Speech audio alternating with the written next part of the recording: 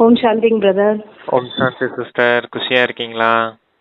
நல்லா இருக்கேன், குஷியா இருக்கேங்க பிரதர். ரொம்ப நல்ல குஷியில போயிட்டு இருக்குது. ம். சங்கம யுகம் ரொம்ப நல்லா இருக்கு, சூப்பரா இருக்குங்க brother. Okay okay, super sister. இன்னைக்கு அப்பா சூப்பர் முரளி சொல்லியிருக்காரு. கொஞ்சம் பெரிய முரளி தான். வாசிங்க. ஓகே. 7/9/2024 காலை முரளி. ஓம் சாந்தி. பாப்தாதா மதுபன்ல இருந்து சிவபாபா என்ன பேசுறாருன்னா, இனிமையான குழந்தைகளே, ஞானத்தின் 3வது கண் சதா திறந்திருந்தால் மகிழ்ச்சியில் மெய் சிலிர்த்து போகும். மகிழ்ச்சியோட அளவு சதா அதிகரித்து கொண்டே செல்லும்ன்றாரு. அதான், மகிழ்ச்சியின் அளவு அதிகரித்துக்கிட்டே போகணும் அப்படின்னா ஞானத்தின் 3ஆம் கண் எப்பவும் திறந்தே இருக்கணும். அது என்ன ஞானத்தின் 3ஆம் கண்? நான் ஆத்மாங்கிற கண். நான் பரமாத்மாவுடைய குழந்தை அப்படிங்கிற அந்த விஷயம் புத்தியின் கண்ணை சொல்றாரு அப்பா. புத்தியினாலதான் அப்பா நினைவு செய்யறோம். அந்த கண் திறந்திருக்கும் போது எப்பயும் மகிழ்ச்சியாவே இருப்பீங்க. கூடவே இந்த நாடக சக்கரம் இருக்கு இல்லையா, இந்த நாடக சக்கரத்துல நான் 84 பிறவி எடுத்து வந்திருக்கேன். தேவதையா வாழ்ந்தது நான் தான், மூர்த்தியா வழிபட்டு இருக்கிறது என்னையத்தான், பிராமணனா இப்ப அப்பா கிட்ட ஜென்மம் எடுத்துறதும் நான் தான்.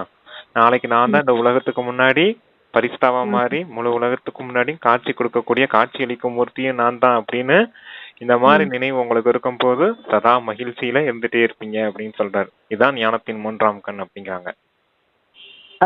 ஓகேங்க பிரதர். 3வது கண் சதா திறந்திருக்கணும்ன்றார் பாபா. ஆமா, அந்த ஆத்மா அப்படின்ற கண். ஓகே, அதனாலதான் மகிழ்ச்சி கிடைக்கும், உங்களுக்கு மெய் செலுத்து போகும், அதிகரிச்சுட்டே இருக்கும்ன்றார். ஆமா, அதுக்கப்புறம் ஆத்மா மட்டும் இல்ல, ஆத்மாவை பத்தியும் தெரிஞ்சிருக்கணும், பரமாத்மாவை பத்தியும் தெரிஞ்சிருந்திருக்கணும். இந்த உலக நாடக சக்கத்துல நம்ம எப்படி எல்லாம் பார்த்து பண்ணியிருக்கோம் அப்படிங்கிற நினைவு 3 சேர்ந்து இருக்கும் போதுதான் மகிழ்ச்சி இருந்துட்டே இருக்கும். அதான் ஞானத்தின் 3ஆம் கண். கேள்வி என்ன சொல்றாருன்னா, இச்சமயம் மனிதர்களோட பார்வை மிகவும் பலவீனமா இருக்கு, அவர்களுக்கு புரிய வைப்பதற்கு வழி என்ன? அதுக்கு பதில் என்னன்னா, நீங்கள் மிகப்பெரிய படங்களை உருவாக்குங்க, அதை அவர்கள் தூரத்துல இருந்து பார்த்து புரிந்து கொள்ளலாம் என பாபா சொல்கிறார். இந்த நாடக சக்கரத்தின் படம் மிக பெரியதாக இருக்க வேண்டும். இது குருடர்களுக்கு முன்பு கண்ணாடியாக தெரியும். ஆமா, இது என்ன குருடர்கள் அப்படின்னா, 3ஆம் கண் இல்லாத குருடர்கள், ஞானம் இல்லாதவர்கள், அவங்கள சொல்றாங்க அப்பா. சின்ன சின்ன படமா வச்சீங்கன்னா யாரோடைய புத்தியிலையும் அது பதியாது. சின்னதா இருந்துச்சுன்னா யாரோடைய பார்வையும் அதுல பட்டு அதை புரிஞ்சுக்கிட ஒண்ணுன்னு முயற்சி செய்ய மாட்டாங்க. பெரிய பெரிய படமா இருந்துச்சுன்னு வச்சுக்கோங்க, பார்த்தோன்னே தூரத்துல இருந்து பார்க்கும்போது இதென்ன இவ்வளவு பெரிய படம் வச்சிருக்காங்க என்னன்னு ஆர்வமா படிக்க பார்ப்பாங்க அப்படின்னு சொல்றேன். அது படிக்கும் போது கூட அவங்களுக்கு சில விஷயங்கள் புரியலாம் இல்லையா, அதான் பெரிய பெரிய சித்திரமா உருவாக்குங்க அப்படிங்கிறாரு அப்பா. சரி, டக்குனு எனக்கு கொஞ்சம் டக்குனு ஸ்ட்ரைக் ஆகல பிரதர். குருடர்களுக்கு முன்பு சொன்னோன்னா அந்த இதுதான் ஞாபகம் வருது. இது வந்து ஆத்மாந்திர குருடர்கள், தெரியாம ஞானம் இல்லாதவர்கள், அஞ்ஞானத்தில் இருக்கக்கூடியவங்க.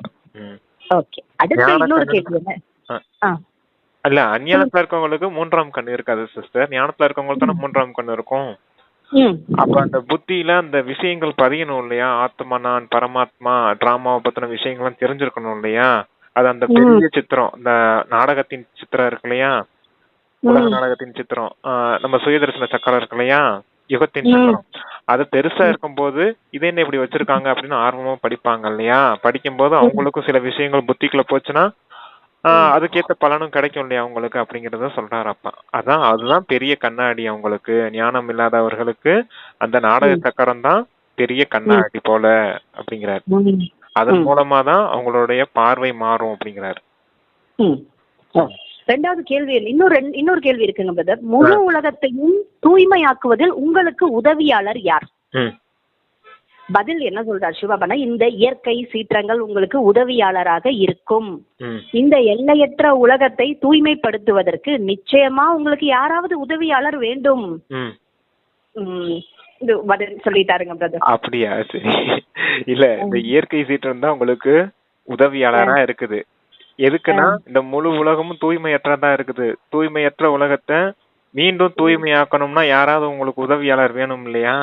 அதுக்குதான் இந்த இயற்கை சீற்றம்லாம் உங்களுடைய பணியாட்கள் தான், தூய்மை செய்யக்கூடிய தூய்மை பணியாட்களா வேலை செஞ்சுக்கிட்டு இருக்கு உங்களுக்கு அப்படிங்கிறாரு. ஆக்சுவலா நான் பாபா நினைச்சேன், பாபா தான் உதவியாளரா இருக்காரு, ஆனா பாபா வந்து இயற்கைய சொல்றாரு. ஆமா, இயற்கை இல்ல, இயற்கையின் சீற்றங்கள், அது சீற்றம் பண்ணுது இல்லையா, பூகம்பம் நடக்குது, சுனாமி வருது, இந்த காடெல்லாம் தீப்பிடிச்சு எரியுது. அப்ப அமேசான் காடெல்லாம் தீப்பிடிச்சு எரிஞ்சிச்சு அமெரிக்கால சொல்லிட்டு இருக்காங்க இல்லையா, அந்த மாதிரி இப்ப இந்த போர் இதெல்லாம் நடக்குது இல்லையா, இஸ்ரேல் பாலஸ்தீன் போர், உக்ரைன் ரஷ்யா போர், இதெல்லாம் நடக்குது இல்லையா தீயினால இது இல்லையா, அதெல்லாம் இயற்கையின் சீற்றங்கள் தானே, இயற்கையின் சீற்றங்கள் மாதிரி தானே, நெருப்புனால தானே சிஸ்டர் இதாகுது.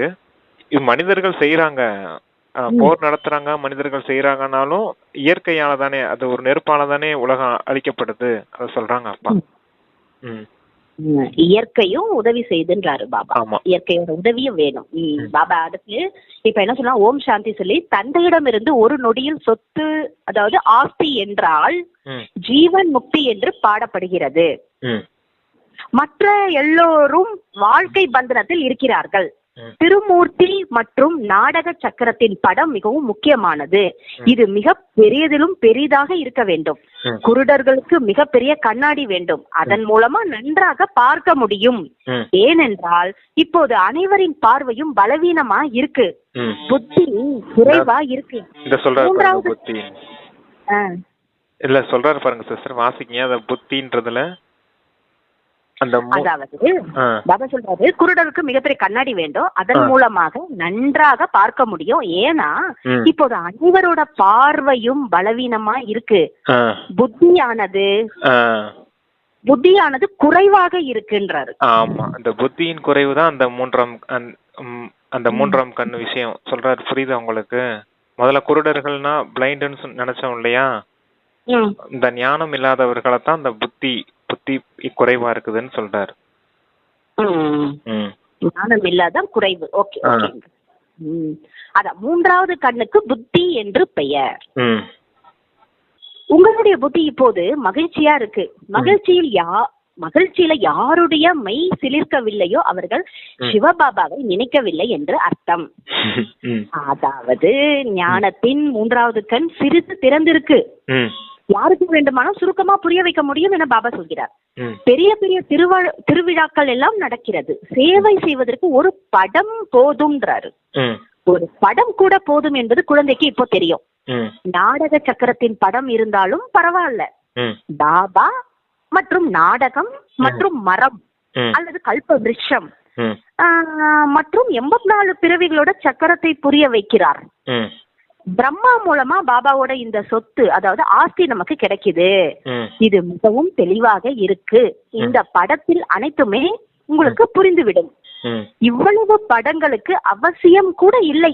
இந்த 2 படங்களும் மிக பெரியதிலும் பெரிதாக இருக்க வேண்டும், எழுதியும் இருக்க வேண்டும். விநாசத்துக்கு முன்பாக ஜீவன் முக்தியை அடைதல் என்பது தந்தை அளித்துள்ள பிறப்புரிமையாகும். நிச்சயமா விநாசம் நடக்கும். நாடகத்தின் திட்டப்படி தாங்களாகவே அனைத்தையும் புரிந்து கொள்வார்கள். நீங்கள் புரிய வைப்பதற்கு அவசியம் இல்லை. எல்லையற்ற தந்தையிடமிருந்து எல்லையற்ற சொத்து ஆஸ்தி இப்போது கிடைக்கிறது. இது நன்கு நினைவிருக்க வேண்டும். ஆனா மாயா உங்களை மறக்க செய்யும். நேரம் சென்று கொண்டே இருக்கு, நிறைய காலம் கடந்து விட்டது என்று இப்பொழுது பாடப்பட்டிருக்கிறது. இது இச்சமயத்தை குறிப்பது. இன்னும் சிறிது காலம்தான் இருக்கு. ஸ்தாபனை நடந்து கொண்டும் இருக்கு. விநாசத்துக்கு சிறிது காலம் இருக்கு. குறைவிலும் குறைவானதாக இருக்கு. பிறகு என்ன நடக்கும் என்று சிந்திக்க வேண்டியும் இருக்கு. இப்போது நீங்கள் எழவே இல்லை என்றால் பின்னால் எழுந்து விடுவார்கள். கண்கள் பெரியதாகிக் கொண்டே போகும். இந்த கண்கள் இல்லை, புத்தியின் கண்கள். சிறிய சிறிய படங்களில் அவ்வளவு மகிழ்ச்சி ஒன்றும் வருவது கிடையாது. பெரியதாக உருவாக்கப்படும். விஞ்ஞானம் கூட எவ்வளவு உதவி செய்து, விநாசத்தின் போது தத்துவங்களும் உங்களுக்கு உதவி செய்து, ஒரு பைசா செலவில்லாம உங்களுக்கு எவ்வளவு உதவி செய்து உங்களுக்காக முற்றிலும் தூய்மையாக்கி விடுகிறது. இது மோசமான உலகம். அஜ்மீர் சொர்க்கத்தின் நினைவு சின்னம் இருக்கு. இங்க தில்வாடா கோயிலும் ஸ்தாபனையோட நினைவு சின்னமும் இருக்கு. ஆனா எதையுமே யாராலையும் புரிந்து கொள்ளவே முடியவில்லை. இப்போது நீங்கள் புத்திசாலியா இருக்கீங்க. மனிதர்கள் விநாசம் நடக்கும் என்பது எங்களுக்கு தெரியாது, புரியவே இல்லை அப்படி சொல்றாங்க. புலி வருது என்ற ஒரு கதை இருக்கு. ஏற்றுக்கொள்ளவே இல்லை. ஒரு நாள் வருகிறது, அனைத்து பசுக்களையும் தின்று விடுகிறது. நீங்கள் கூட இந்த பழைய உலகம் முடிய போகுது என சொல்றீங்க. நிறைய காலம் இப்பொழுது சென்று விட்டது, இன்னும் சிறிதளவே இருக்கு. இருங்க சொல்றேன். அது திரிமூர்த்தியின் சித்திரம், உலக நாடகத்தின் சித்திரம் ரெண்டு இருந்தா போதும், உங்களால நல்ல விதத்துல சேவை செய்ய முடியும். மற்ற மனிதர்களுக்கு புரிய வைக்கிறதுக்கு இந்த விஷயங்களே போதும். இருந்தாலும் உங்ககிட்ட நிறைய படம் வச்சிருக்கீங்க, அத்தனை படம் கூட தேவையில்லை அப்படிங்கிறாரு. என்னென்ன படம் இருக்குது? பாபாவுடைய அறிமுகம் கொடுக்கறதுக்காக அந்த கல்ப விருட்சத்தின் படம் இருக்குது, திரிமூர்த்திகளின் படம் இருக்குது, அப்புறம் அந்த 84 பிறவிகளின் சக்கரத்தை புரிய வைக்கிறதுக்காக இத்தனை படங்கள் இருக்குது. ஆனா இதன் மூலமா கூட மற்றவர்களுக்கு நல்ல விதத்துல உங்களால புரிய வைக்க முடியும். அப்ப இந்த மாதிரி சேவை செய்து அடுத்தவங்களையும் நீங்க அந்த ஞானக்கண் உடையவரா ஆக்குங்க அப்படிங்கிறாரு. அஞ்ஞானத்துல இருக்காங்க மனிதர்கள், ரொம்ப துக்கத்துல இருக்காங்க, உங்களுக்கு இந்த ஞானத்தை கொடுக்கும் போது மகிழ்ச்சி அடைவாங்க அப்படிங்கிறாரு அப்பா. நீங்க மகிழ்ச்சியா இருக்கும் போதுதான் அவங்களுக்கு அந்த ஞானத்தை கொடுக்க முடியும் அப்படிங்கறத சொல்றாரு. மகிழ்ச்சி அவங்களுக்கும் ஏற்பட்டாதானே அவங்களும் உங்களுக்கு உதவியாளர்களா ஆவாங்க அப்படிங்கறதுக்காக அப்பா அந்த விஷயங்கள்லாம் சொல்லிட்டு இருக்காரு. விநாசம் பத்தி சொல்லுங்க பிரதர். அந்த விநாச காலத்துல இப்ப இயற்கையின் சீற்றங்கள்லாம் வரப்போகுது, நடக்க போகுது எல்லாமே. அதுக்குள்ளேயுமே நீங்க எல்லாருக்கும் அறிமுகத்தை கொடுத்தாகணும் இல்லையா, முழு உலகத்துல வாழக்கூடிய மனிதர்களுக்கெல்லாம். அதுக்காக இயற்கையும் கூட உங்களுக்கு உதவி செய்யுது. இப்ப பெரிய பெரிய படம் உருவாக்கணும்னா இதாவது இல்ல சிஸ்டர், நம்ம பெரிய பேம்ப்ளெட் வைக்கிறோம், பேனர் வைக்கிறோம், அதெல்லாம் செய்யறோம் இல்லையா. அது போல பெரிய பெரிய விஷயங்கள், பெரிய பெரிய படங்களை வச்சு மற்றவர்களுக்கு சொல்லுங்க அப்படிங்கறத சொல்றாரப்பா. பிரதர் ஒண்ணு சொன்னார் பாருங்க, எல்லாம் புலி வருது இதே சும்மா சொல்லிட்டு இருக்கிறாங்க, பாத்துக்கலாம். அது இன்னும் சாஸ்திரத்துல இருக்கிற மாதிரி பல லட்சம்ன்றாங்க. ஆனா பாபா இன்னைக்கு மென்ஷன் பண்ணி சொல்றாரு, சீக்கிரமா விநாசம் நடக்க போகுது, குறைவான டைம் தான் இருக்குன்ட்டாரு. ஆமா, ஓகே பிரதர். ஒரு நாள் வரும், புலி வந்துரும், அப்புறமேலு எல்லாவும் போக வேண்டியதான் விநாச நேரத்துல. அதுக்கு முன்னாடியே தந்தைகிட்ட இருந்து இந்த ஜீவன் முக்தியின் ஆஸ்தி அடையிறதுக்கு முயற்சி செய்யுங்க அப்படிங்கறத சொல்றாரு. ஓகேங்க பிரதர். பாபா சொல்றாரு, இந்த ஞானம் முழுவதையும் குழந்தையாக நீங்கள் இப்போது புத்தியில் தாரணை செய்ய வேண்டும். ஆத்மா தானே இதெல்லாம் தாரணை செய்து, பாபாவோட ஆத்மாவிலும் ஞானம் இருக்கத்தானே செய்கிறது. அவர் சரீரத்தை ஏற்கும் போதுதான் ஞானத்தை கொடுக்க முடியும். நிச்சயமா அவருக்குள் அனைத்து ஞானமும் இருப்பதால் தான் நாலேஜ்ஃபுல், அதாவது ஞானம் நிறைந்தவர், காட் ஃபாதர், இறை தந்தை என சிவபாபா, அதோ பரமாத்மா தான் சொல்லப்படுகிறார். முழு சிருஷ்டியோட முதல் இடை கடை எல்லா ஞானமும் காட் ஃபாதரிடம் இருக்கு. தன்னை பற்றி அறிந்திருக்கிறார். மேலும் சிருஷ்டி சக்கரம் எவ்வாறு சுழல்கிறது என்ற ஞானமும் அவருக்குள் இருக்கு. ஆகவே ஆங்கிலத்துல அதாவது ஆங்கிலம் அதுல எப்படி சொல்றாங்கன்னா, நாலேஜ் ஃபுல் என்ற வார்த்தை மிக நன்றாக இருக்கு. மனித சிருஷ்டி என்ற மரத்தோட விதை ரூபமா இருப்பதால அவருக்குள் அனைத்து ஞானம் கூட இருக்கு. நீங்கள் வரிசைப்படி இதை புரிந்து கொள்கிறீர்கள். சிவ தந்தை தான் நாலேஜ் ஃபுல் ஆவார். இதை நன்றாக புத்தியில் சதா வைத்துக் கொள்ளுங்கள்ன்றாரு. அனைவரோட புத்தியிலும் ஒரே மாதிரியான தாரணை நடக்கிறது என்பது கிடையாது. எழுதுகிறார்கள், ஆனால் தாரணை எதுவுமே புத்தியில் ஆகலன்றாரு பாபா. எழுதுனா கூட தாரணை வரல அப்படின்றாரு. எழுதுகிறார்கள். சென்டர்ல நம்ம முரளி எழுதி வைக்கிறோம்ல சிஸ்டர் எழுதி வைக்கிறோம் இல்லையா, அப்ப பேப்பர்ல எழுதி வச்சா மட்டும் பத்தாது, அதை நீங்க வாழ்க்கையில தாரணை செஞ்சு நடைமுறைப்படுத்தணும். அப்பதான் உங்களுக்கு அதனுடைய பலன் கிடைக்குமே தவிர வெறும் பேப்பர்ல எழுதி வைக்கிறதுனால ஒரு பிரயோஜனம் இல்லை அப்படிங்கறத சொல்றாரு அப்பா.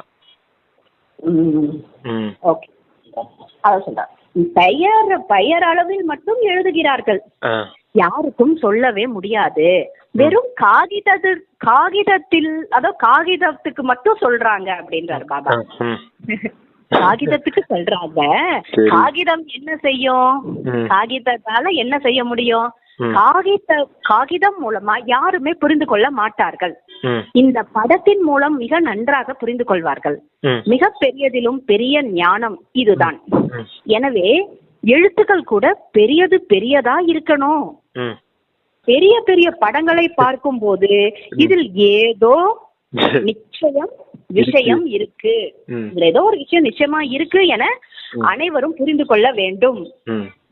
ஸ்தாபனை மற்றும் விநாசம் கூட இப்பொழுது எழுதப்பட வேண்டும்ன்றாரு பாபா. ஆமா, அது எல்லாத்தையுமே சின்ன விஷயங்களா எழுதி வைக்கிறீங்க. சின்னதா எழுதுனா மனிதர்கள் தான் கண்ணு தெரிய மாட்டேங்குது இல்லையா? அதான் பெருசு பெருசா எழுதி வைங்க, அப்படின்னா பாப்பாங்க அது என்னது இவ்வளவு பெருசா எழுதி வச்சிருக்காங்க, அப்ப இதுல ஏதோ விஷயம் இருக்குன்னு புரிஞ்சுக்கிடுவாங்க. அதுவும் பிரம்மகுமாரிஸ்ன்ற போர்ட பார்த்தா டிகேஸ் ஏதோ பெருசா எழுதி வச்சிருக்காங்க பாரு அப்படின்னு ஆர்வமா வந்து பாப்பாங்க இல்லையா? அப்ப இந்த விநாசம் மற்றும் ஸ்தாபனையின் காரியத்தை கூட நீங்க பெருசா எழுதி வைக்கணும். அது என்ன விநாசம், அது என்ன ஸ்தாபனை, என்ன விநாசம் ஆக போகுது, என்ன ஸ்தாபனை ஆக போகுது அப்படின்றதெல்லாம் தூரத்துல இருந்து பார்க்கும்போது பெருசா இருந்துச்சுன்னா பார்த்து வருவாங்க இல்லையா, என்னமோ எழுதி வச்சிருக்காங்க அப்படின்னு சொல்றாரப்பா. ஆமாங்க பிரதர், கண்டிப்பா பாபா சொல்ற யுக்தி. பெரிய பெரிய போர்டு பார்த்தாலே அப்படி திரும்பி கண்ணு ஆட்டோமேட்டிக்கா போகுது இல்ல, பார்க்கலாம். இப்ப நான் பஸ் எடுத்து பைபாஸ் ரோட்ல போறோம் சிஸ்டர், அங்க பெரிய பெரிய போர்டு எல்லாம் வச்சிருக்காங்க, ஓரம் எல்லாம் பாக்குறோம் இல்லையா நம்ம. இது சின்னதா இருந்தா நம்ம பார்க்க மாட்டோம், சின்ன போர்டும் வச்சிருப்பாங்க, நீங்க பாருங்களேன் சின்ன போர்டும் வச்சிருப்பாங்க, அவ்வளவா பார்க்க மாட்டோம். ஆனா பெரிய விளம்பரமா பெரிய ஒரு ஆளு ஒரு பெரிய பெரிய ஒரு பேனர் எல்லாம் வச்சிருந்தாங்கன்னா அப்படியே ஆர்வமா பார்ப்போம். பாத்திருக்கீங்களா இவ்வளவு பெரிய போர்டு இங்க வச்சிருக்காங்க அப்படின்னு அத சொல்றாரு அப்பா. அதுல எழுத்து கூட சின்னதா இருக்க கூடாது. அந்த நான் ஒரு தடவை போகும்போது பார்த்தேன் சிஸ்டர், நல்லி சில்க்ஸ்னு ஒரு இது போர்டு வச்சிருந்தாங்க. நல்லி சில்க்ஸ்ன்றது 3 வார்த்தை தான் நல்லிங்கிறது, அதுக்கு எதுக்கு அவ்வளவு பெரிய தெரியல அப்படின்னு இருந்துச்சு எனக்கு. அதே மாதிரி இந்த நல்ல இந்த பெரிய ஜவுளி ஸ்டோர்ஸ் எல்லாம் பாத்தீங்கன்னா பெரிய பெரிய போர்டை தான் வச்சிருப்பாங்க. அது போலதான் அப்பா சொல்றாரு, இந்த விநாசத்தின் வார்த்தையும் இந்த ஸ்தாபனையின் வார்த்தையும் பெருசா எழுதி வைங்க, அப்பதான் மனிதர்களின் கண்ணில் படும் அப்படிங்கிறாரு. ஓகே ஓகே இல்ல நிறைய பேரு தெரிஞ்சுக்கணும்னு நினைக்கிறாங்க. நம்ம எல்லாத்தையும் தெரிஞ்சுக்கணும், என்ன விஷயம் தெரிஞ்சுக்கணும், என்ன இருக்கு இதுல பாப்போம்னு அந்த பெரிய போர்ட பாப்பாங்க. ஆமா ஆமா ஓகே ஓகே இது நடக்கும். அந்த சிவபாபாவுடைய போட்டோ கூட நம்ம அந்த பிராண்ட் இது வைப்போம் இல்லையா, சிவபாபாவுடைய போட்டோ அந்த சிம்பிள் இருக்கு இல்லையா, அந்த ஒளி புலி சிம்பிள், அத கூட பெருசா வைக்கும் போது கூட பாப்பாங்க இல்லையா, இதென்ன இவ்வளவு பெருசா வச்சிருக்காங்க அப்படின்னு அது பக்கத்துல நாடக சக்கரம், பிரம்மா பாபாவுடைய போட்டோ, கிருஷ்ணருடைய போட்டோ, லட்சுமி நாராயணனுடைய போட்டோ, இத்தனை போட்டோவும் என்ன இங்க இருக்குதுன்றத ஒரு ஆர்வமா பாப்பாங்க இல்லையா. எல்லாருக்கும் ஒரு கவர்ச்சி ஏற்படும் அப்படிங்கறத சொல்றாரப்பா. கரெக்ட். ஆக்சுவலா நான் பெட்ரோல் பேங்க்ல வைக்கணும்னு நான் நினைச்சேன், ஆனா அதுக்கு மூவ் பண்ணதுக்கு என்ன சொல்லிட்டாங்கன்னா அது எல்லார்கிட்டயும் பர்மிஷன் கேட்டுதான் வைக்கணும் அப்படின்னாங்க.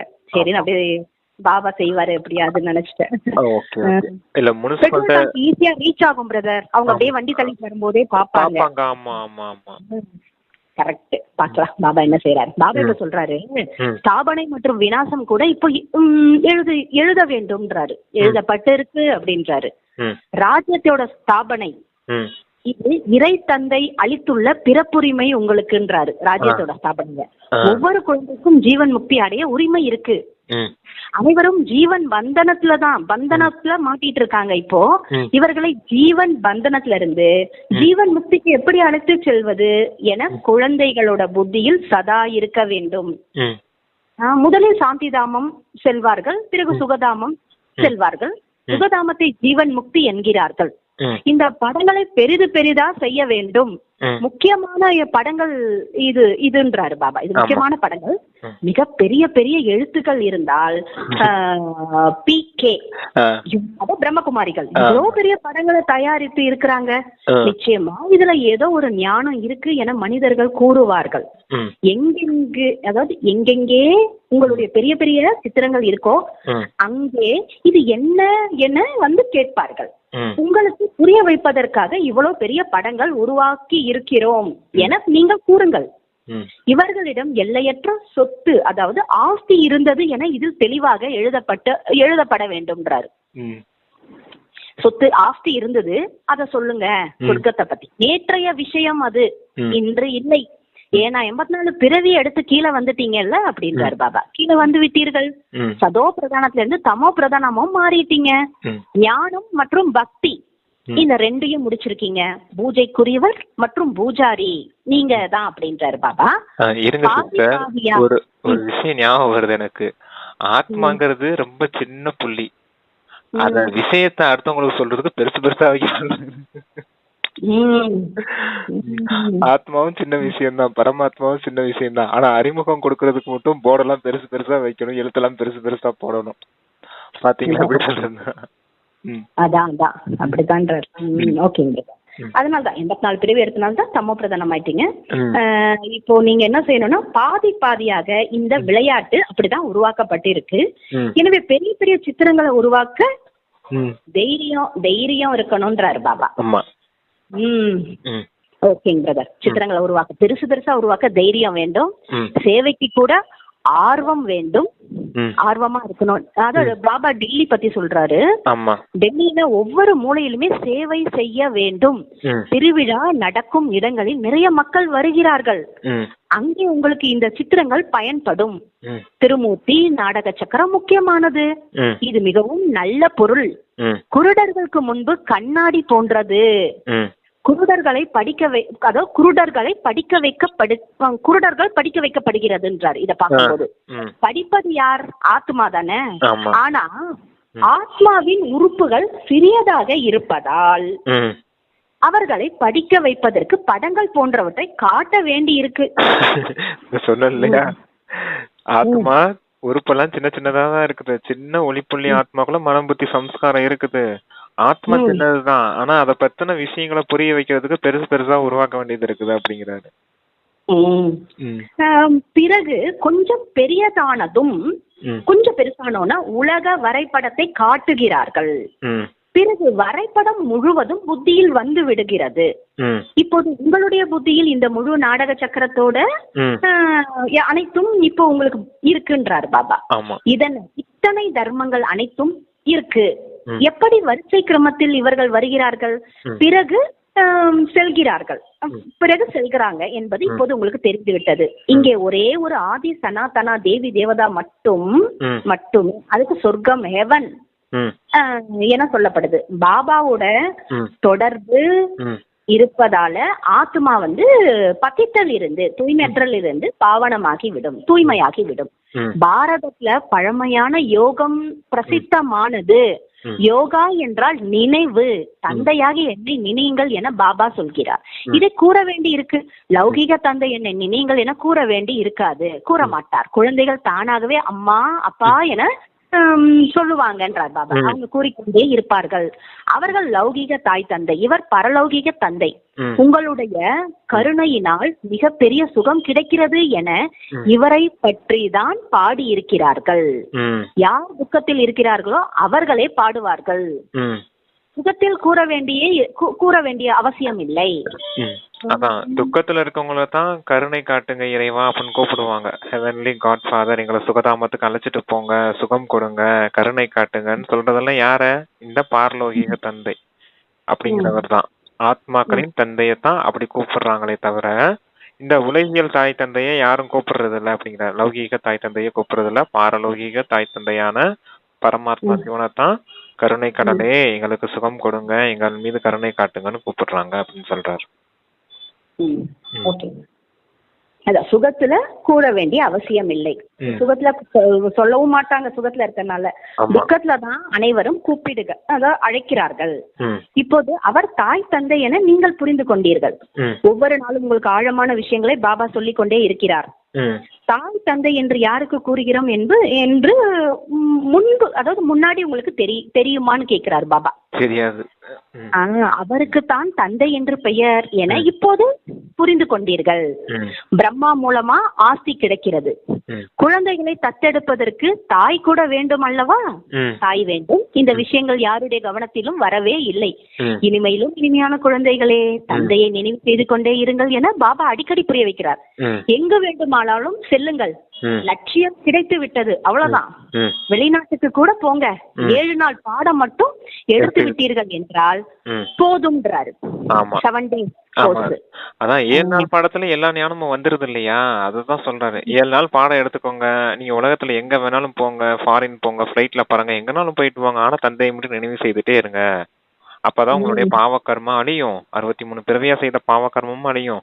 தெய்வீக குணங்களின் தாரணை எப்ப ஏற்படும்? தந்தைகிட்ட அந்த நினைவை ஏற்படுத்தும் போது தந்தை கிட்ட இருக்க சக்தி நமக்குள்ள தாரணை ஆகும் போது வரும் அப்படிங்கறத சொல்றாரு. எப்பவுமே என்ன உங்களுக்கு ஞாபகம் இருக்கணும்? முரளி படிக்க முடியலன்னா என்ன உங்களுக்கு ஞாபகம் வரணும்னா, அந்த 7 நாள் பிசி கோர்ஸ்ல அப்பா நமக்கு என்ன சொல்லி கொடுத்தாரு?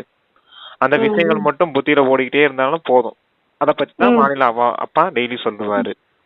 அப்ப அதனாலதான் சொல்றாரு 7 நாள் பிசி கோர்ஸ் மட்டும் உங்க புத்தியில தெளிவா இருந்தா போதும் அப்படிங்கிறாரு. நீங்க எங்கனாலும் போங்க, தந்தையை நினைவு செய்துட்டே இருங்க, தெய்வீக குணங்களாம் தாரணை செய்யுங்க, போதும் அப்படிங்கிறாரு. ஓகேங்க. பாபா தான் சொல்ல 7 நாள் பாடம் எடுத்து விட்டீர்கள் என்றால் பெரியது அப்படின்றாரு. இதுதான் ரொம்ப பெருசான விஷயம்.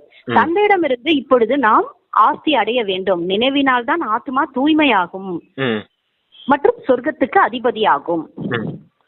இந்த லட்சியம் புத்தியில் இருந்து எங்கு வேண்டுமானாலும் செல்ல, அதாவது இந்த லட்சியம் புத்தியில இருந்தா மட்டும் நீங்க எங்க வேண்டுமானாலும் செல்லலாம். இந்த பேட்ச் கீதையின் முழு ஞானமும் இருக்கு. என்ன செய்ய வேண்டும் என்ற கேட்க வேண்டிய அவசியமே இல்லை. தந்தையிடமிருந்து ஆஸ்தி அடைய வேண்டும் என்றால் நிச்சயமா பாபாவை நினைக்க வேண்டும். நீங்கள் தந்தையிடமிருந்து பலமுறை இந்த ஆஸ்தி வாங்கியிருக்கீங்கன்றார் பாபா. இது உங்களுக்கு கல்பமா வந்திருக்கு அப்படின்றார். ஒவ்வொரு கல்பத்திலும் நீங்க தான் ஆஸ்தி அடைய போறீங்க. ஏற்கனவே நிறைய முறை அடைஞ்சிருக்கீங்க, இன்னமும் நிறைய முறை அடைய போறீங்க, இப்பவும் அடையதான் போறீங்க அப்படிங்கிறாரு. அதுவும் அவ்வியத்த வாயில கேட்டிருக்கீங்களா? நீங்க சொல்லுவாரு கேட்டிருக்கீங்களா? குழந்தைங்களா, 5000 வருஷத்துக்கு முன்னாடி நீங்க இங்க இங்க ஞாபகம் இருக்குதா? அதே பாபா தான் நான் இங்க உட்காந்துருக்கேன், நீங்களும் அதே குழந்தைகள் தான் உட்காந்துருக்கீங்க, அதே சங்கம் யுக நேரம் தான் நடக்குது, ஞாபகம் இருக்குதா உங்களுக்கு அப்படின்பாரு. அடிக்கடி கேட்பாரு பாபா இந்த வார்த்தை. அததான் இப்ப சொல்றாரு. நீங்க அடைஞ்சிருக்கீங்க, மறுபடியும் அடைய போறீங்கன்னு பாபா செம்மையா சொல்றாரு.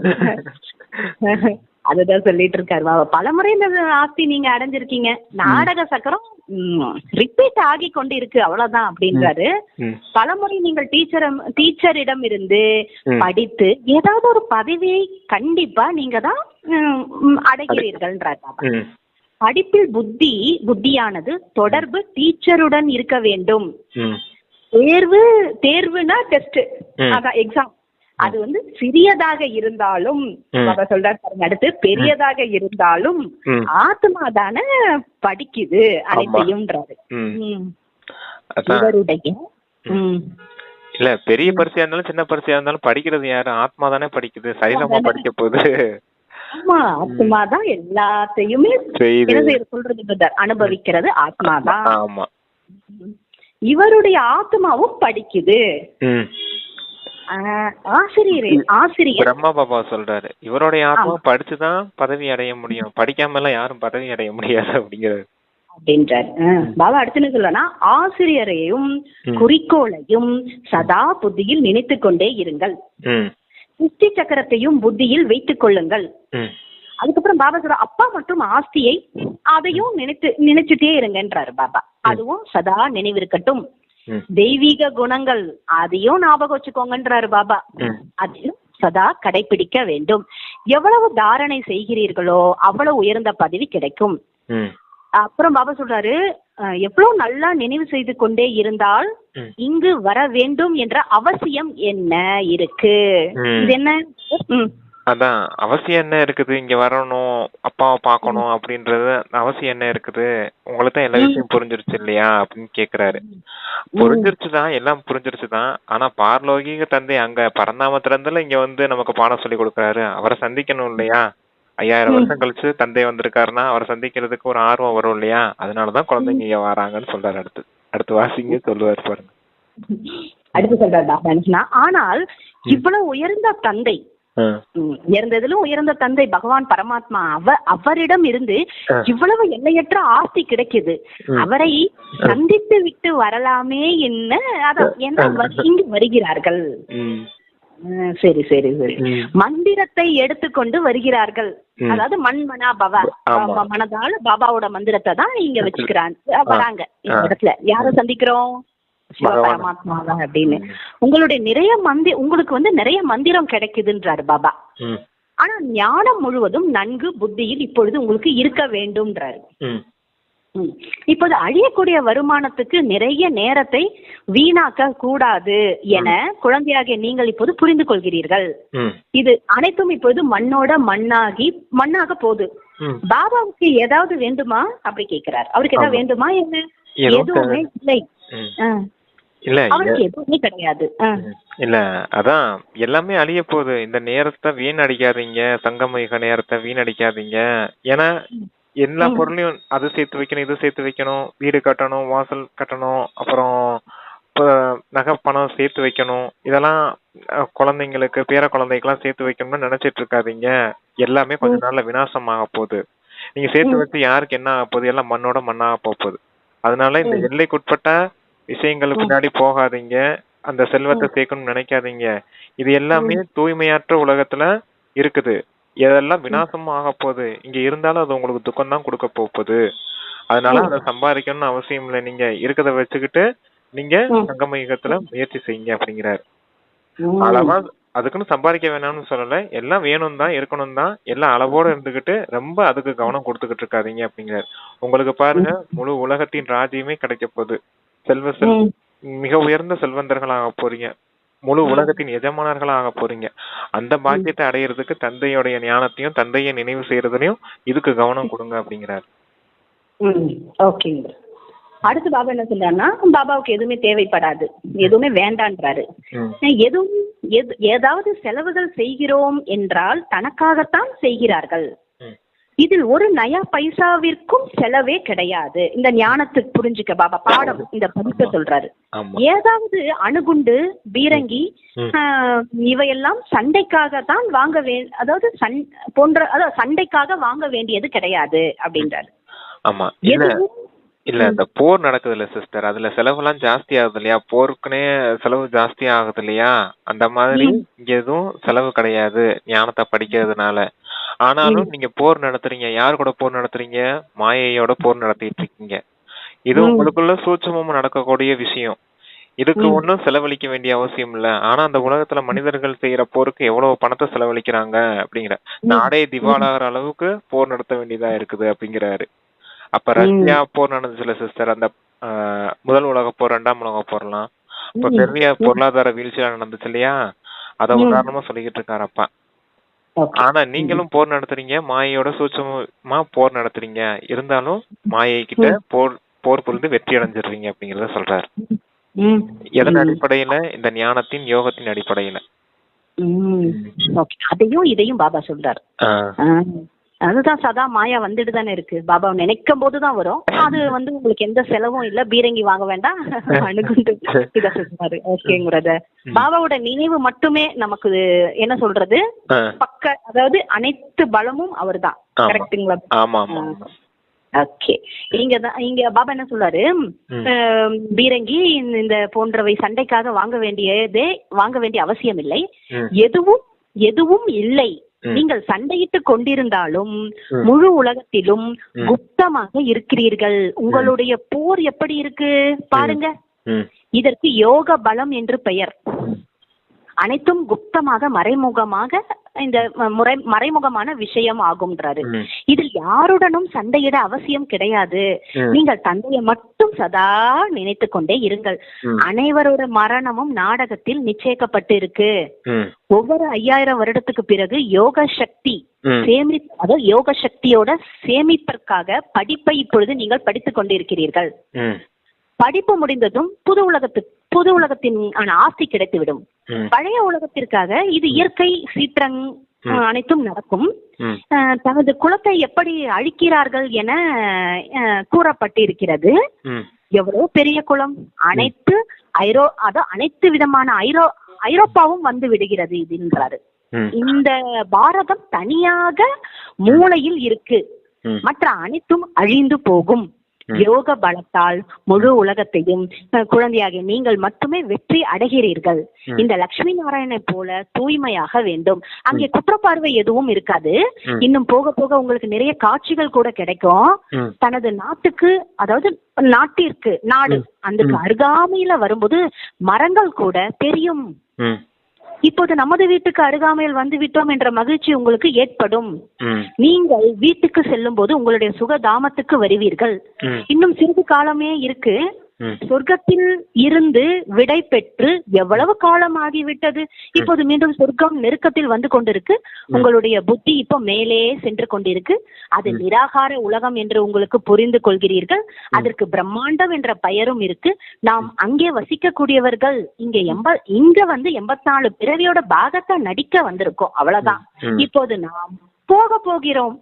குழந்தையாக நீங்கள்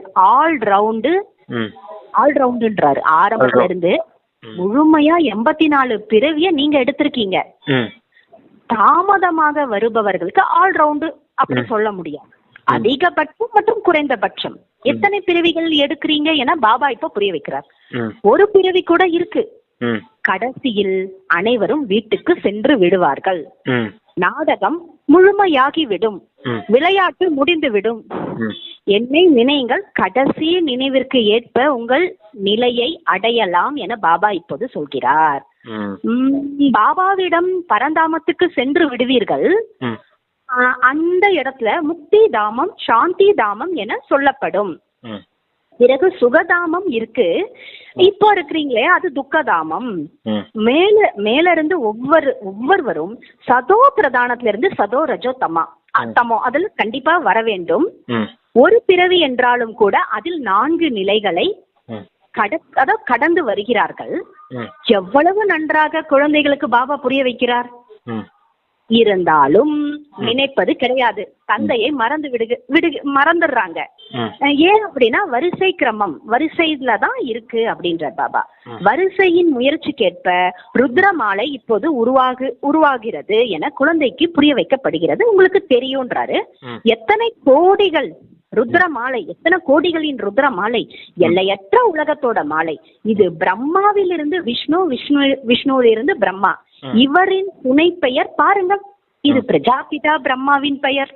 அரை கல்பத்திற்கு பிறகுதான் ராவணன் வருகிறான். தேவதா தர்மம், பிறகு இஸ்லாமியம், ஆதாம் பிபியை கூட அனைவரும் அந்த தர்மத்துல நினைக்கிறார்கள். சொர்க்கத்தையும் நினைக்கிறார்கள். பாரதம் பேரடைஸாக அதாவது சொர்க்கமா இருந்தது. குழந்தைக்கு நிறைய குஷி வேண்டும்.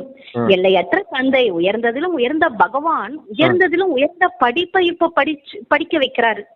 உயர்ந்ததிலும் உயர்ந்த பதவி கூட உங்களுக்கு கிடைக்க போகுது. எல்லோரையும் உயர்ந்ததிலும் உயர்ந்த டீச்சர் பாபா தான். அவர் ஆசிரியராகவும் இருக்காரு. பிறகு உடன் உங்களை அழைத்து செல்லக்கூடிய சத்குருவாவும் இருக்கார். இப்படிப்பட்ட தந்தை ஏன் நினைக்க கூடாது? குஷியோட அளவு இத நினைச்சீங்கன்னா, பாபாவை நினைச்சீங்கன்னா, தந்தைய நினைச்சீங்கன்னா குஷியோட அளவு அதிகரித்து கொண்டே இருக்க வேண்டும்.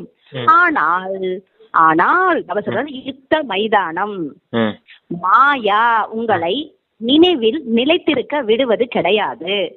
அடிக்கடி உங்களை கீழே விழ வைக்கிறது. குழந்தைகளே நினைவினால் தான் நீங்கள் மாயாஜித் ஆகலாம் என பாபா இப்பொழுது புரிய வைக்கிறார். நல்லது பாபா, வாணி முடிச்சிட்டு. ஓகே, அதான் இப்ப இந்த முழு சக்கரத்தையும் சொல்றாரு. ஆல்ரவுண்ட் பார்ட்டுதாரி நீங்க. என்ன இப்ப சங்கம யுகத்துலதான் யோக சக்தியை நீங்க சேமிக்கிறீங்க. இப்ப சொன்னீங்களா பெட்ரோல் பங்கு, அதே போல ஒரு முறைதான் இந்த பெட்ரோலை நிரப்பிக்க முடியும் உங்க வண்டியில. ஆத்மாங்கிற வண்டியில 5000 வருஷத்துக்கு ஒரு முறை இந்த சங்கம யுக நேரத்துலதான் யோக சக்திங்கிற பெட்ரோல் நிரப்பிக்கிறீங்க. இத வச்சுதான் 5000 வருஷம் சுத்தி வாரீங்க அப்படிங்கறத சொல்றாரு அப்பா. ஆத்மால அந்த அளவுக்கு சக்தி இருக்குது. சேமிக்கக்கூடிய நேரம் எது? பெட்ரோலை ஃபில் பண்ண வேண்டிய நேரம் எது? இந்த சங்கம யுக நேரம் தான். அந்த பெட்ரோல் காலி ஆகிறதுக்கு எவ்வளவு நேரம் ஆகுதுங்கிறாரு? 5000 வருஷம் ஆகுதுங்கிறாரு. அப்ப நீங்க தான் அந்த அரை கல்பம் தேவதையா வாழ்ந்திருக்கீங்க. ஆதிசனாதன தேவி தேவதா தர்மத்துல வாழ்ந்திருக்கீங்க. இப்படி உங்களுக்கு அந்த 84 பிறவிகள் நீங்க அந்த 5000 வருஷத்து 84 பிறவிகள் எடுக்கிறீங்க. அதுல நீங்க எப்படி பார்ட் பண்ணிருக்கீங்க? அரை கல்பம் இப்படி தேவதைகளா வாழ்ந்திருக்கீங்க. அதுக்கப்புறம் துவாபர யுகத்துல யாரு வராங்க? அந்த சீக்கிய தர்மம், பௌத்த தர்மம், இஸ்லாமிய தர்மம் எல்லாரும் வராங்க இல்லையா? அதெல்லாம் துவாபர யுகத்துல அவங்களோட சேர்ந்து நீங்களும் பார்ட் பண்ணி வந்திருக்கீங்க. துவாபர யுகத்துல, கலியுகத்திலையும் இந்த மாதிரி சுத்தி மொத்தமா 84 பிறவிகளின் சக்கரத்தை இப்படி சுத்தி வந்திருக்கீங்க அப்படிங்கறத புரிய வைக்கிறாரு அப்பா. இதுதான் அதான் ஆல்ரவுண்ட் பார்ட் பண்றீங்க அப்படிங்கறத சொல்றாரு. இதுல ஒரு பிறவி 2 பிறவி கூட இருக்குது. ஆனா நீங்க தான் 84 பிறவி முழுமையா சுத்தி வந்திருக்கீங்க அப்படிங்கிறாரு அப்பா. Okay okay all-round. சரி ஒரு பிறவிலையும் அந்த 4 இதுவும் வந்துரும் சதோ ரஜோ தமோ. Super super. அதெல்லாம் சொல்லணும்னு நினைச்சேன், மறந்துட்டேன் சிஸ்டர். சத்துவ ரஜோ தமோ நிலைய ஆத்மா, எந்த ஒரு ஆத்மாவும் அந்த நிலையை இறங்கி வந்தே ஆகணும். ஒரு பிறவி எடுத்தாலுமே அந்த நிலை இருக்கு இல்லையா, அந்த ஆத்மாவுக்குள்ள இருக்க இயல்பான நிலையே சத்துவ நிலை, ரஜோ நிலை, தமோ நிலை. அதாவது உயர்ந்த நிலை, மத்தியம நிலை, தாழ்ந்த நிலை. அதான் அப்படி சொல்றாரு சத்துவ ரஜோ தமோன்னு. அவங்களுக்கு ஒரு பிறவி எடுத்த ஆத்மாவுக்கு குறைந்த காலத்திலேயே அந்த சத்துவ ரஜோ தமோ நிலையை கடந்து வர வேண்டியதா இருக்கும். ஆனா 84 பிறவி எடுக்கிற நமக்கு தான் சத்தியுகம் முழுக்க 1250 வருஷம் சத்துவ பிரதான நிலையும், அடுத்து வர 1250 வருஷம் திரேதா யுகத்துல சாதாரண சத்துவ நிலையும், துவாபர யுகத்துல ரஜோ நிலை அதுவும் 1250 வருஷம், அப்புறம் கலியுகத்துல தமோ நிலை 1250 வருஷம். அப்ப உங்களுக்கு தான் பாருங்க எவ்வளவு காலம் பிடிக்குது 5000 வருஷத்துல.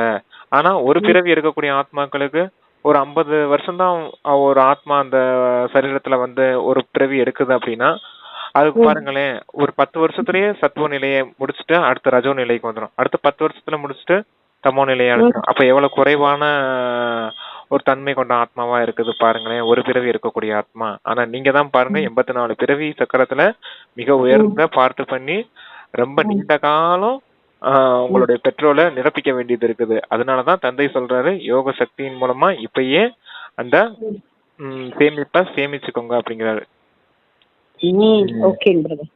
அதான் சொர்க்கத்தையும் பாத்துட்டீங்க, நரகத்தையும் பாத்துட்டீங்க.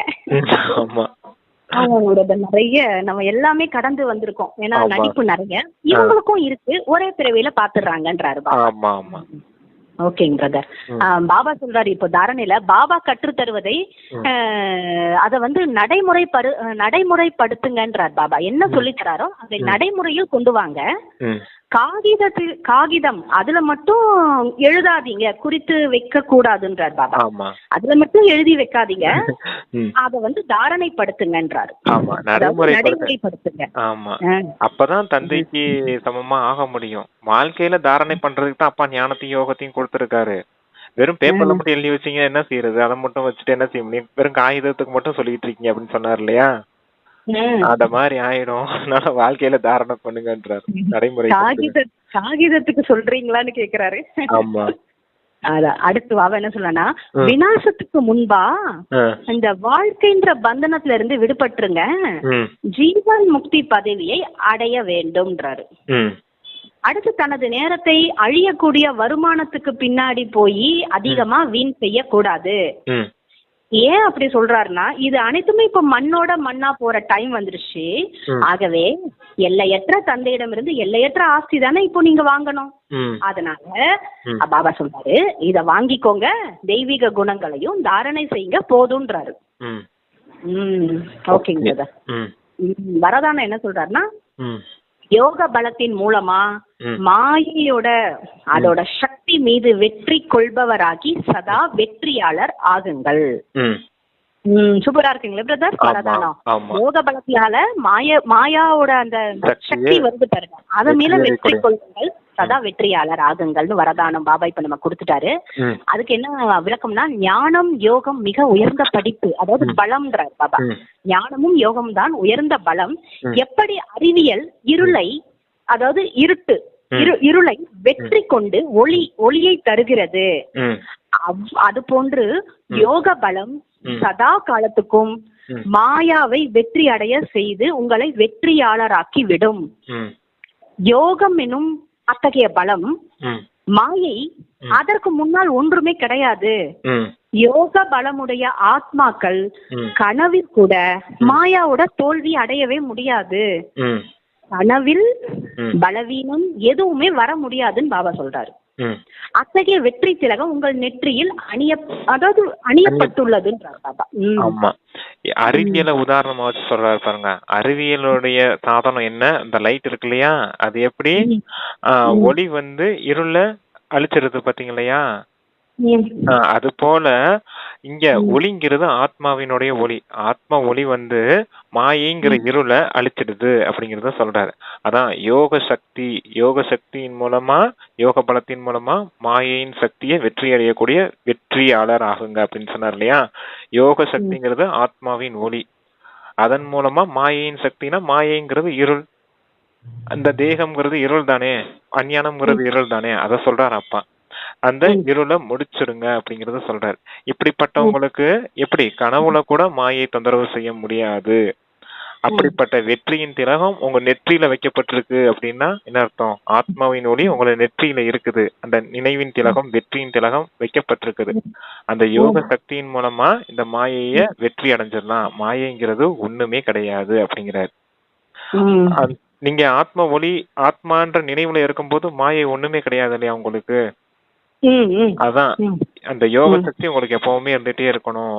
மாயை உங்களை கனவுல கூட தொந்தரவு செய்ய முடியாது அப்படிங்கிறாரு அப்பா. அது அந்த அறிவியல உதாரணம், அந்த மாயைய அந்த அறிவியலை வச்சு இந்த யோக பலத்தை உதாரணமா சொல்றாரு. அந்த லைட் எப்படி இருளை முடிச்சிருது, அதே போல உங்களுடைய ஆத்ம ஒளி இந்த மாயைங்கிற இருளை முடிச்சிரும் அப்படிங்கிறாரு. அதாவது அதாவது இருட்டு வந்து எப்படின்னா தேக உணர்வு, இருள இருந்தீங்க. இப்ப பாபா ஆத்ம உணர்வு கொடுத்தனால வெளிச்சத்துல இருக்கீங்க. நம்ம ஆத்மா பிரகாசமான சக்தி கொண்ட அனைத்து குணங்கள் நிறைந்த அந்த ஆத்மா தான் என்ன சக்தி? யோக சக்தி, ஆத்ம பலம், யோக பலம் அப்படிங்கறது ஆத்மாவின் ஒளி, பரமாத்மாவின் ஒளி. ஆத்மா பரமாத்மா கிட்ட இருந்து ஒளி வாங்குது இல்லையா, சக்தி வாங்குறோம் இல்லையா, அதுதான் யோக பலம். அந்த யோக பலத்தினால அந்த மாயைங்கிற இருள் நிறைந்த சக்திய முடிச்சிருங்க. அப்படிப்பட்ட வெற்றியாளர் ஆகுங்க அப்படின்றாரு. இப்ப புரிஞ்சுதான் நல்லா வரதானம் உங்களுக்கு? நல்லா சூப்பரா இருக்குங்க பிரதர் வரதானம். கனவுல கூட மாயாவோட நீங்க தோல்வி அடைய மாட்டீங்க. கனவுல கூட உள்ள நுழையும், ஆழ்ந்த கனவு தூக்கத்துல போகும்போது உள்ள வரும் பிரதர். அது கூட வராது. இந்த பத நினைவு இருந்தா இதுதான் நமக்கு மேலோட்டமா ஓடிக்கிட்டே இருக்கும். அது உள்ள வந்தாலும் இது வெளில தள்ளிரும். எது? ஞானம், யோகம். சரி பிரதர், இதான் உயர்ந்த பலம்ன்றாரு பாபா. Okay okay. இது சதா இந்த திலகம் வந்து நெற்றியில் அணிஞ்சிருக்கு அப்படின்னா அது என்னங்க பிரதர்? அணியப்பட்டு வெற்றியாளர். என்னது? வெற்றியின் பாபா வச்சிருக்காரு. ஆமா, வெற்றியின் திலகமா வச்சிருக்காரு. அது நெற்றியில எதை வச்சிருக்காரு? நினைவின் திலகம்ன்றது ஆத்மாவின் திலகம் உங்களுடைய நெற்றியில வைக்கப்பட்டிருக்கு இல்லையா, ஆத்மாதான் வெற்றியாளர் அப்படிங்கறத சொல்ல வர்றாரு அப்பா. இந்த ஆத்மான்றது ஞானமும் இருக்கணும், யோகமும் இருக்கணும் பிரதர். அந்த நினைவின் திலகம் தான் வெற்றி திலகம். ஆத்மாவுடைய நினைவு பரமாத்மாவோட இணைஞ்சிருக்கு இல்லையா, அதுதான் நினைவின் திலகம்னு சொல்லுவாரு. அந்த நினைவு திலகம் இருக்கும் போது ஆட்டோமேட்டிக்கா அது வெற்றி திலகமா மாறிடும் அப்படிங்கிறாரு. மாயை முன்னாடி மாயைய வெற்றி அடையக்கூடிய வெற்றி திலகமா மாறிடும் அப்படிங்கிறாரு. சரி, ஸ்லோகன் பாபா என்ன சொல்றாருன்னா, நம்பர் 1 அதுல வர வேண்டுமா, அதுக்கு என்னன்னா வீணானதை எல்லாமே பயனுள்ளதா மாற்றி விடுங்கள்ன்றாரு. ஆமா, இங்க நம்பர் 1ல வரணும் அப்படின்னா வீணான விஷயங்களை பூரா அதாவது வேஸ்ட ஃபுல்லா பெஸ்டா மாத்திக்கோங்க அப்படின்னு சொல்றாரு. இல்ல வேஸ்ட ஃபுல்லா யூஸ்ஃபுல்லா மாத்திக்கோங்க அப்படிங்கிறாரு. எப்படி மாத்தலாம் வேஸ்ட ஃபுல்லா யூஸ்ஃபுல்லா அப்படின்னா, வேஸ்ட் தாட்ஸ் வருது, ஏன் இப்படி நடந்துச்சு, எனக்கு மட்டும் ஏன் இப்படி நடக்குது அப்படின்னு ஏன்றது, என்ன இப்படி ஆயிடுச்சு, என்னன்னு இப்படி வைப்போம் இல்லையா, அந்த கேள்விக்குறி ஆச்சரியக்குறி அதெல்லாம் சொல்லுவார் இல்லையாப்பா. அது இப்படி ஆயிடுச்சு, இப்படி இல்லாம நடக்கும், ஏன் இவங்க இப்படி பேசுனாங்க, ஏன் இப்படி நான் நடந்துகிட்டேன், ஏன் இந்த உலகத்துல இப்படிலாம் நடந்துகிட்டு இருக்குது அப்படின்லாம் இப்படி வீணான விஷயங்கள் பூரா வேஸ்ட். அதான் வீணான விஷயங்கள் எல்லாம் யூஸ்ஃபுல்லா மாத்திக்கோங்க அப்படின்னா, அந்த பயனுள்ளதா மாத்திக்கோங்க, இல்ல பெஸ்டா மாத்திக்கோங்கன்னா, டிராமால இருக்குது நடந்துச்சு, டிராமால இருக்குது நடந்துட்டு இருக்குது, ஏன் இவங்க இப்படி பேசுனாங்க அப்படின்னா டிராமால இருக்குது இவங்க அப்படி பேசுனாங்க, அந்த ஆத்மால பதிவே அப்படித்தான் இருக்குது, இந்த நேரத்துல இந்த ஆத்மா இப்படித்தான் பேசணுமோ அந்த ஆத்மாக்குள்ள பதிவு அதத்தான் வந்து பாகத்தை நடிச்சுட்டு போகுது, அதோடைய பார்ட் அது பண்ணுது, நான் என்னுடைய பார்ட்டை பண்ணிட்டு இருக்கேன். அப்படி இந்த மாதிரி இது இருக்குதுல்ல சிஸ்டர், இந்த விஷயங்கள்லாம் இருக்குது பாத்தீங்களா, இதெல்லாம் உங்களுக்கு இல்ல, இதெல்லாம் வேஸ்ட் வருதோ அதெல்லாம் ஞானத்தின் அடிப்படையில பெஸ்டா மாத்திக்கோங்க, ஞான ஸ்வரூபமா ஆகுங்க அப்படிங்கிறாரு. நீங்க எப்ப ஞான ஸ்வரூபமா ஆயிட்டீங்களோ அப்ப நீங்க ஆட்டோமேட்டிக்கா நம்பர் 1ல வந்துருவீங்க அப்படிங்கிறாரு. எல்லாமே டிராமா பாயிண்ட், ஆத்மா பாயிண்ட், இத வச்சு நீங்க வேஸ்ட ஃபுல்லா பெஸ்டா மாத்திக்கலாம் அப்படிங்கிறாரு. சூப்பர் சூப்பருங்க பிரதர். செம்ம வாணி, செம்ம பவர்ஃபுல் வாணிங்க பிரதர். இது வந்து நல்ல இன்னும் 2 தடவை கேட்கறதோ படிக்கிறதோ பண்ணும்போது நல்லா உங்களுக்கு மாயாவோட ஈஸியா வந்து வெற்றி அடையறதுக்கு பாபா திலகம் வந்து எப்படின்றது இது புரிய வைக்கிறாரு இதுல. ஞானம் யோகம் ஆக்சுவலா எல்லாருமே எல்லா பீக் பிரம்மகுமாரிகளுக்கும் நிறைய பிரச்சனைகள் வரத்தான் செய்யும். அதான் டெஸ்ட் பேப்பர் சொல்லிட்டாரு பாபா, உள்ளுக்குள்ளே தேர்வு சின்னதோ பெருசோ திட்டுவாங்க, அவமானப்படுத்துவாங்க, சாதாரணமா தான் இருப்பாங்க பாக்க. அவங்க வந்து அப்படி நம்ம நினைக்க கூடாது. பாபா யாரா இருந்தாலும் அவங்க உயர்ந்த பார்வையில தான் பாக்கணும். அவங்க கூட நம்மள திட்டிட்டு போவாங்க, பாக்க வந்து நல்லா இருக்காங்க, ஆனா அவங்க கூட நம்மள திட்டுவாங்க. ஆக்சுவலா எனக்கு நடந்திருக்கு, திட்டி இருக்கிறாங்க. நான் வந்து பாபாட்ட சொல்லிட்டேன், அவ்வளவுதான். நீ படிச்ச பொண்ணு தானே அப்படின்னாங்க. படிச்ச பொண்ணுதான் இப்ப படிச்சிட்டு இருக்கேன் அப்படின்னு நினைச்சேன். மனசு நோகுற மாதிரி அந்த ஒரு வார்த்தை சொல்றாங்க, அதை கூட எடுத்துக்க கூடாது. அதுதான் இப்போ ஸ்லோகன்ல சொல்றாரு பாபா. தடை வருது, தடை வரட்டும், தடை வந்த தடையை விநாசம் செய்யணும், அப்பனாத்தான் விக்ன விநாசக்காக முடியும் அப்படின்னு சொல்றாரு இல்லையா. அப்ப உங்களை திட்டினாங்க இல்லையா, அவங்க இப்ப மட்டும் திட்டுறாங்களா உங்களை? போன கல்பத்துலயும் அவங்க தானே திட்டினாங்க. ஆமா, அடுத்த கல்பத்துலயும் அவங்களே வந்து அந்த செகண்ட்ல திட்டுவாங்களா மாட்டாங்களா? ஆமா, கண்டிப்பா திட்டுவாங்க இல்லையா. ஒவ்வொரு கல்பத்துலயும் அவங்க தானே திட்டிட்டு இருந்தாங்க, ஞாபகம் வருதா உங்களுக்கு? அதான் ஒவ்வொரு கல்பத்துலயும் அவங்க தானே வந்து திட்ட போறாங்க. ஆமா, அது பிக்ஸ் ஆகி போயிருச்சுல. பிக்ஸ் ஆன விஷயத்துக்காக நீங்க ஏன் வருத்தப்பட்டு இருக்கீங்க? அது ஏன் மனச்சோர்வு வருது உங்களுக்கு, மன வருத்தம் இருக்குது அப்படின்னு சொன்னீங்க இல்லையா. அது வரக்கூடாது இல்லையா. ஒவ்வொரு கல்பத்திலயும் அந்த ஆத்மாவுடைய பாகமே அப்படித்தான் பிக்ஸ் ஆயிருக்குது. இதுக்காக நான் ஏன் வருத்தப்படணும்? இதான் ஞான சொரூபம் ஆத்மா. 3 காலங்களையும் புரிஞ்சுக்கணும். இப்படிப்பட்டவங்களுக்கு கோபமும் வராது, வருத்தமும் வராது, அவமானமும் ஃபீல் ஆகாது. இது ஒரு பாயிண்ட் வச்சுக்கலாம். இல்லாட்டினா அவங்க எதை பார்த்து சொன்னாங்க? இந்த தேகத்தை பார்த்து தானே சொன்னாங்க. நான் தான் ஆத்மாவால இருக்கேன். அவங்க தேகத்தை பார்த்தானே நீனா படிச்ச பிள்ளை தானே உங்களை என்ன இதுல சொன்னாங்க? தேகத்தை பார்த்து உங்களை ஒரு லேடியா பார்த்துன்னு சொல்லியிருக்காங்க. நீங்க லேடியா உண்மையிலே? ஆத்மா இல்லையா? ஆத்மா தானே நீங்க. அப்புறம் அவங்க பாகம் அவங்க கண்ணு தேகத்தை மட்டும் தான் பார்த்து எதையாவது சொல்லும். அதுக்காக நீங்க வருத்தப்பட்டு இருக்கீங்க. நான் ஆத்மா, என்னைய பார்த்து அவங்க எதுவும் சொல்ல முடியாது, பாவம் அவங்க டிராமா படி வந்து ஏதோ சொல்லிட்டு போறாங்க அப்படின்னு ஒரு ஃபுல் ஸ்டாப் வச்சிருங்க. டிராமால இருந்துச்சு நடந்துச்சு அப்படின்னு. ரொம்ப சிம்பிளான விஷயம் தான், எல்லாமே ஜாலியா எடுத்துக்கலாம். ஆனா இத வந்து மாயா வந்து உள்ளுக்குள்ள ஒரு வருத்தப்படுற மாதிரி அப்படியே கொண்டு போக விருப்பப்படுது. ஆனா நம்ம என்ன பண்ணணும்ன்றத பாபா வாணியில சொல்லிட்டு இருக்காரு. அதுதான் அந்த 3 விஷயத்த ஞாபகம் வச்சுக்கோங்க. ஆத்மா, பரமாத்மா, டிராமா. இது 3க்குள்ளதான் விஷயங்கள் எல்லாமே இருக்கும். எதை எங்க அப்ளை பண்ணணும்ன்றது தெரிஞ்சுக்கிட்டா போதும். ஜாலியா சங்கமேத்தை என்ஜாய் பண்ணலாம் நம்ம. அதான் சொல்றாரு, சந்தோஷமா டிராமா சாட்சியா பாருங்கன்றாரு. ஆனா இது எப்படி பாக்கணும்ன்றதா மாயா மறக்க வைக்க முயற்சி பண்ணுதுங்க பிரதர். போன கல்பத்துல நான் திட்டி இருக்கலாம், இந்த கல்பத்து அப்ப கணக்கு வழக்கு முடிஞ்சா நம்மளோட கர்மாதிசயம் சீக்கிரம் வந்துட்டு இருக்குல்ல. ஆமா ஆமா, இல்ல போன கல்பத்துல இல்ல, போன பிறவியில எங்கேயாவது யாரையா திட்டி இருக்கலாம். அவங்க இப்ப வந்து அந்த கணக்கு வழக்கம் முடிச்சுட்டு போறாங்க, அவ்வளவுதான். Super brother drama. ஆமா, அதத்தான் சொல்றாரு அப்பா, டிராமா உங்களுக்கு மொத்தமா நன்மை செய்யக்கூடியது அப்படின்னு. அதோட இன்னும் நிறைய விஷயம் சொல்லலாம் சிஸ்டர். டிராமா நன்மை செய்யக்கூடியதுன்னு ஒரு பாயிண்ட் இருக்கு, டிராமா உங்களை மகிமை செய்யக்கூடியதுன்னு இன்னொரு பாயிண்ட் இருக்கு தெரியுமா. டிராமா உங்களை மகிமை செய்யலையா, அர்ச்சனை தூவிட்டு போச்சு இல்லையா கொஞ்ச நேரத்துக்கு முன்னாடி அந்த ஆத்மா மூலமா. ஆமா, பூமால அம்மா இப்ப நம்மள திட்டுறவங்க நாளைக்கு நம்ம பக்தி மார்க்கத்துல மூர்த்தியா இருக்கும்போது நம்ம கிட்ட தான் வந்து புகழ் பாடிட்டு இருப்பாங்க. நான் உங்களை எப்படி எல்லாம் திட்டினேன், ஆனா நீங்க எவ்வளவு சாந்தமா இருந்தீங்க, அமைதியா இருந்தீங்க அப்படின்னு நம்மளதான் புகழ் பாட போறாங்க.